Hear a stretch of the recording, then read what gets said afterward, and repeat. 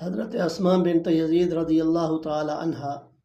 ان سے روایت ہے کہ حضور نبی کریم صلی اللہ علیہ وآلہ وسلم نے ارشاد فرمایا کہ قیامت کے دن سب لوگ زندہ کیے جانے کے بعد ایک وسیع اور ہموار میدان میں جمع کیے جائیں گے، یعنی میدان حشر میں جمع ہو جائیں گے۔ پھر اللہ کا منادی پکارے گا کہ کہاں ہیں وہ بندے جن کے پہلو راتوں کو بستروں سے الگ رہتے تھے،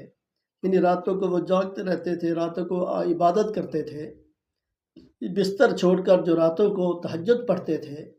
تو وہ اس پکار پر کچھ لوگ کھڑے ہو جائیں گے اور ان کی تعداد زیادہ نہ ہوگی، کم لوگ ہوں گے۔ پھر وہ اللہ کے حکم سے بغیر حساب و کتاب جنت میں داخل کر دیے جائیں گے، اور اس کے بعد تمام لوگوں کے لیے حکم ہوگا کہ وہ حساب کے لیے حاضر ہوں،